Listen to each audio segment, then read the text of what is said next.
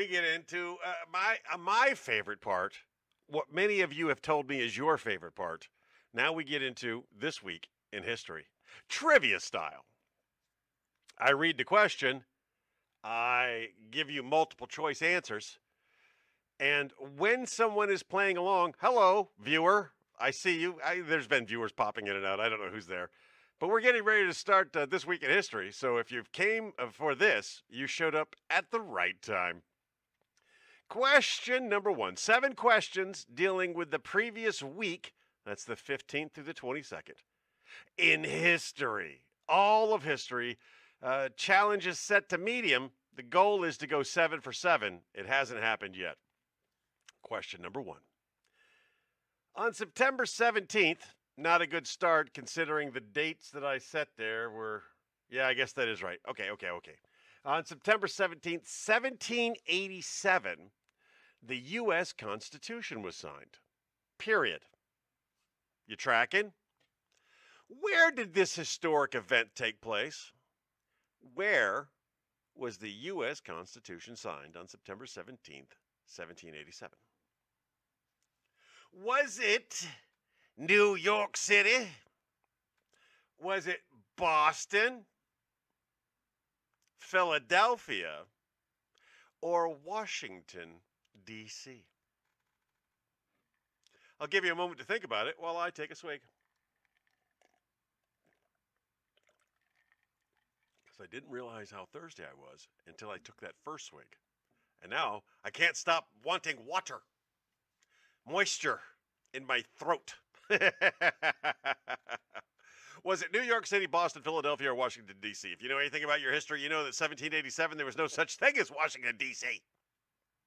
It didn't exist yet, so it couldn't have been there. New York City and Boston are both good options.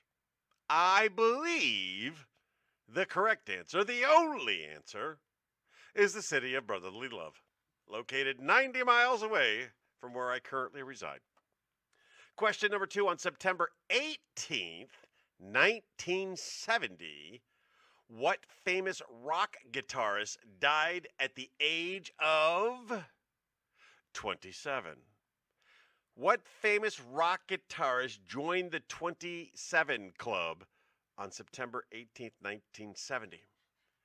Was it Eric Clapton, Jimi Hendrix, Keith Richards, or Jimmy Page? Well, considering only one of them is dead, the rest are still alive. Yes, Keith Richards is still alive. I am putting my most educated guess on Jimi Hendrix.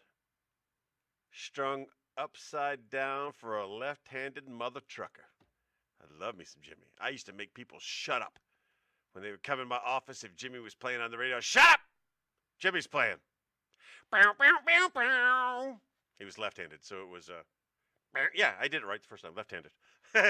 On September 19th, 1991, hikers discovered a well-preserved mummy from around 3300 BC in the Alps. No punctuation there. What is the nickname of this ancient discovery? What is the nickname for the mummies that they found in the Alps circa 3300 BC? Was it Otzi? Was it Ramses? How about Neander or Lucy? Well, if you know anything about your anthropology, you know who Lucy is. And she wasn't found in the Alps. She was mummified, but she wasn't no mummy. You know what I'm saying? Ramses, we know that's going to be in Egypt somewhere in the middle of a pyramid.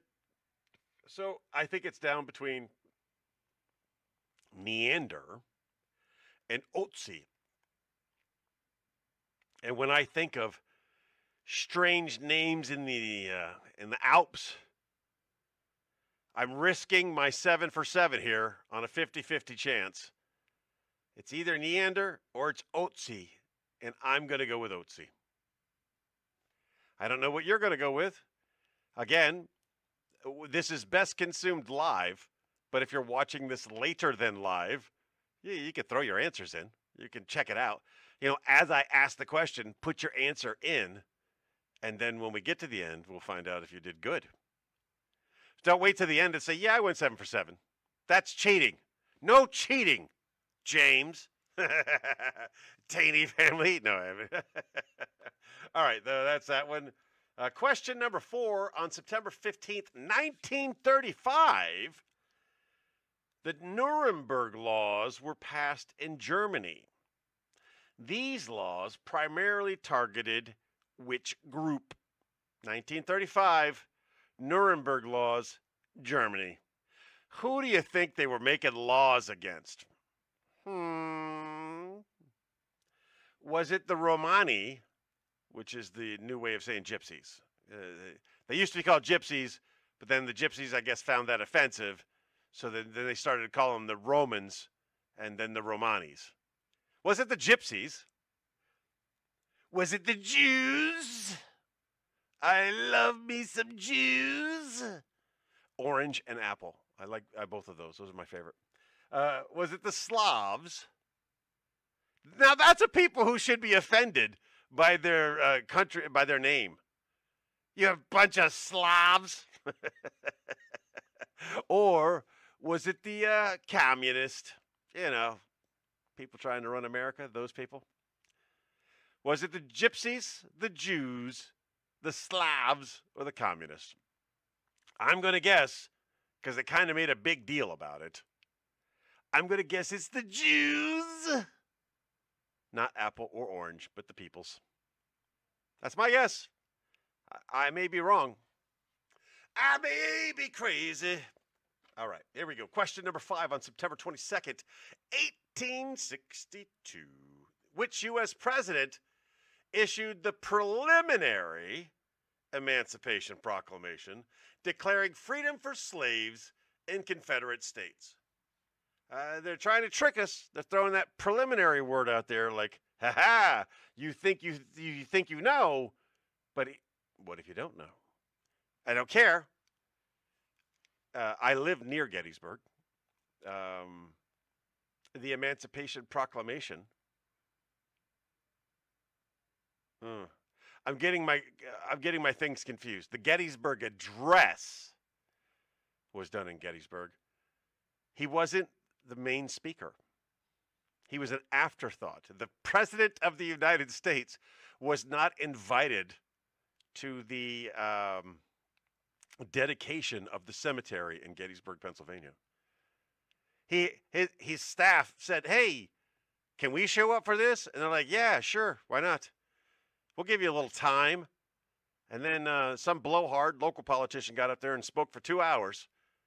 And when he was done speaking for 2 hours, Abraham Lincoln got up there and spoke for 10 minutes. Who do we remember more? So, Emancipation Proclamation, it's Abraham Lincoln. It doesn't even matter what the other options are. It doesn't matter what word they use, preliminary. The options they gave us, Ulysses S. Grant, Andrew Johnson, James Buchanan. Doesn't matter. None of that matters. It's Lincoln. We know that. There's no doubt. Question number 6. We're going to get it wrong.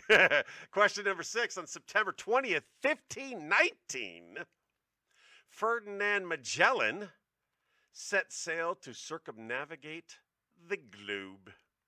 What country did Magellan represent during this voyage? I know the answer. I know the answer because I've been to the city. And surprisingly, there were a lot of explorers who represented this particular country. But I'm going to give you an opportunity to guess. I'm going to give you your multiple choices. Was it Spain? Was it Portugal? Was it England? Or was it France? Those are your choices. I know the answer. I'll tell you now. It is Portugal. I don't know, man. I'm going to take a sip of water because I'm very parched. But I think it's possible. We could go 7 for 7 this week.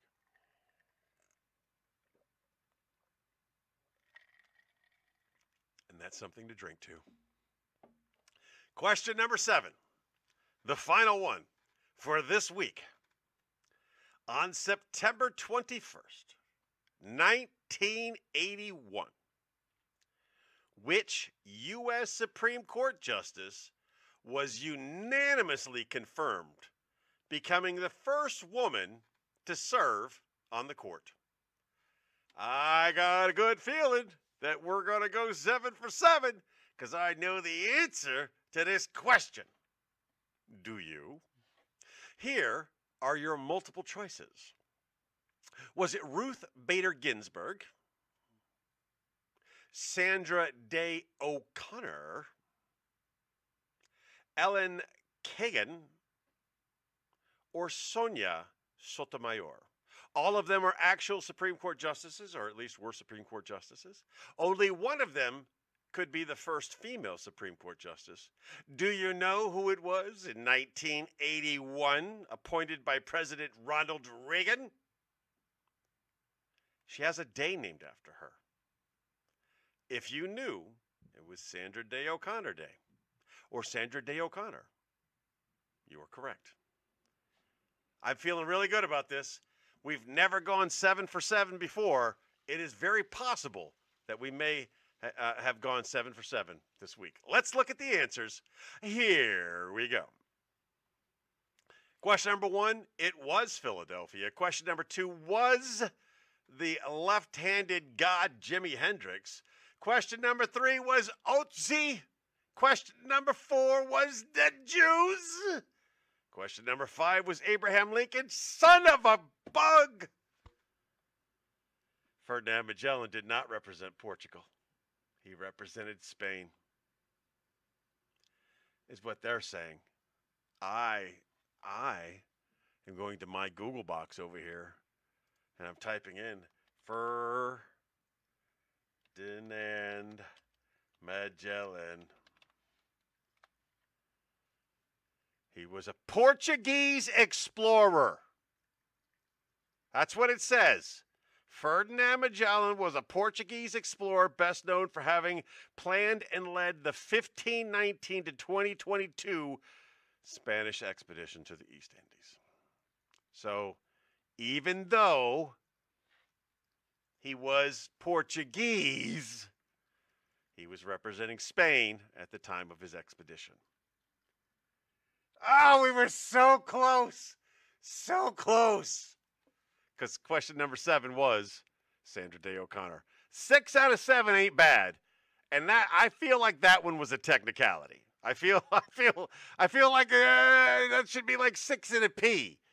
It's the closest I've ever come to getting all 7. How did you do?